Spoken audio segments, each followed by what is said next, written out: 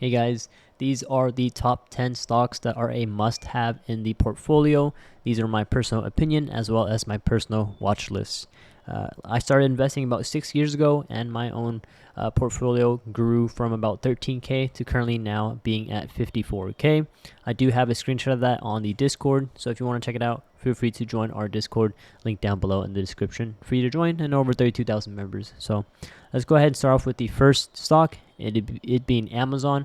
Currently Amazon at 222. I think during the overall red market days like these are the best time to be adding dollar cost averaging, in my opinion, into your main long-term portfolios. So Amazon stock here being at 222.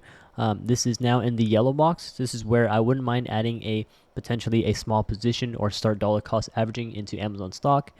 If we fall below 216, then I'll look to add in a bigger position for Amazon stock long term. Now, in the short term, I don't mind adding a small position here. I'm going to be keeping an eye out to see if we can remain above the 216 major support level.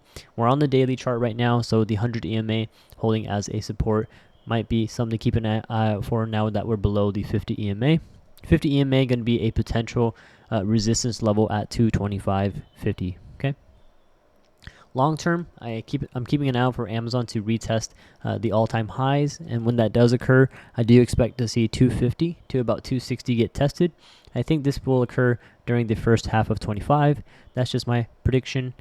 Towards the end of the year, I do have a prediction of $300 for Amazon stock. It sounds a little crazy, but I did call that out in for Tesla as well. Okay, and Tesla ran from, I believe, 180 all the way to a high of 488, and then we called the pullback on that as well. Okay. So Amazon stock is our first pick here. I think it's a great long-term stock portfolio. Okay, Nvidia here, of course, currently just up like 0.25%. So current price here being at 139.58. It's well above where I would prefer to enter. My preferable entry is right around the 100 to the 200 EMA on the daily chart. That's between 120 to about 132. Now, I don't mind adding a small position here, mainly because before I was waiting for this gap fill to occur, right? So this gap fill just occurred and we rejected 142. I believe we got a high of about 143 there and then rejected the 142 resistance. Okay, so 142 is going to be a short-term resistance. I think the best case scenario for Nvidia, possibly an add between 134 and 140. That would be a preferable price range for me if I'm looking to go long-term into Nvidia. I honestly wouldn't mind dollar cost averaging here while we're below 142, because long-term I am keeping an eye out for a reversal back up to 153. I think a new all-time high will occur, and then again, first half of 2025, I'm predicting a price move towards 180. We'll see how that prediction turns out. My prediction towards the end of the year is going to be 210 for Nvidia stock here. Let me know if that's too wild. Let me know what your predictions are for Nvidia or any of these stocks that I'm going over. Again, I think this is a great stock for long-term portfolios. Okay. Going into our third stock, it's going to be Microsoft, currently at $417. I alerted this one in the Discord saying while we were below 410, I thought this was a great dip opportunity. And so I still think it's a good purchase in terms of dollar cost averaging into your long-term portfolios. If we zoom out to the weekly chart, I do predict that 465 will be retested. I think that will actually occur during the first half of 2025, potentially in the summer, sometime mid-June or July is my prediction. I think towards the end of the year too, we might get a test finally towards $500 for Microsoft stock. Okay, again, being at 417, I think it's a great dip opportunity, but do what you think is best in your opinion. Okay, Google stock here currently at 184 today, just down 0.5%. I think Google has been beaten down already so much. We had a high of 207, dropped all the way down to the preferable price range of mine. I think while we're below 192, I think personally that's a great time to be entering and adding into long-term positions, possibly leap call options. But hey, in my opinion, I think dollar cost average is the safest way to go. Google stock here being below 192, ranging all the way down to about 175, I think is a great dip opportunity. I definitely don't mind adding into Google right now. as I do think long term, first half of 2025, we're probably going to see 207 get retested again, and by the end of the year, I have a prediction of 220. So keep an eye for 220 to be tested for Google stock here. Tesla here at 352. Now this one's a little bit more volatile, but personally, I think below 370 is a good price of entry. I don't mind adding a small position while we're below 370. However, if we do break below 315, I'll probably look to add into a bigger position for Tesla in terms of shares, okay? All these stocks, again, I'm just reminding you guys, I'm personally dollar cost averaging, okay? Long term for Tesla, I do predict a move back up to $500, potentially by the end of this year, possibly even the beginning of next year, okay? So a lot of these stocks, we just gotta, I'm just gonna buy, hold, and wait patiently, okay? That's when the profit comes in. And then here is the next stock, Uber. Uber here currently at $80, okay? Between $74 and $80, I don't mind adding a position for Uber. If we break below 74, I'll probably look to add a bigger position, especially between $60 and $70. I think that's a great dip opportunity for Uber. As of right now, I don't mind adding a position here as well. Long term for Uber stock, this one's going to be pretty wild as well. I think we will get a test towards $100, $120, $136, as well as $158. Now, I don't know how long $158 is going to take, but as of right now, for the next 12 months, I think we will see a test towards 102. That's my bare minimum price target for Uber. And then 120 would probably be the more bullish case scenario, okay? 87, I think, is a minimal. We'll definitely see 87 here in the next couple of months, in my opinion. Uber is part of my long-term portfolio. Now, Grab here is going to be quite a riskier one. Grab here is kind of like Uber and DoorDash combined in Asia. I've had experience with this company while I was in Vietnam, and so I'm a huge fan of Grab Holdings. The app is very fun to use. Like, everyone in Vietnam uses this app to do taxi services and also food delivery services. So if you are interested in that, check out Grab stock. Current price is $4.84. It's down 10%, mainly because the overall market as well as earnings from yesterday causing the stock to go down. The earnings weren't perfect, but they weren't bad at all. They were actually pretty good. Not great, but good. And so Grab earnings here down about 9%. I think this is a dip opportunity. We're viewing this on the weekly chart. I think we're going to get that retest of 560 here in the next couple of weeks or possibly months. I'm just going to be patient and buy. Personally, I'm buying below 560, and I think we will get a test between 560 to about $8.30. That's my personal prediction for Grab Holdings. Going into the next couple of months here, we should be able to see the 200 EMA get tested above, and I think the 200 EMA will be a support level to keep an eye out for as well. 526 is going to be the support for Grab Holdings, okay? Long term, I think Grab Holdings is going to be a great growth stock. That's why I'm keeping an eye out for potentially these price ranges of $8.27, $10.15, $12.02, $14.35, as well as $18 to be tested. That's why, for me personally, while we're below 560, I think Grab Holdings is a great entry, especially if you're looking to go long term into a growth stock, okay? I think Grab Holdings potentially could be a really nice growth stock to keep an eye out for over in Asia. Palantir here, currently 104, right? It's definitely went up a lot, so the volatility in this is going to be quite crazy. If we go into the daily chart, I would keep an eye out for, and I've been saying this. We did dip down, but by the way, I've been saying keep an eye out for 100 to about $85. There is a potential gap fill there, right? I'm zooming in right now. You can obviously see the gap fill, okay? We've seen this for NVIDIA. I'll go on NVIDIA real quick. See this gap fill? We dropped down, and then we filled all the way back up and filled this gap for NVIDIA. See my prediction of 142? 142 gap fill. This was it for NVIDIA. So we go back onto Palantir. This is basically the inverse, okay?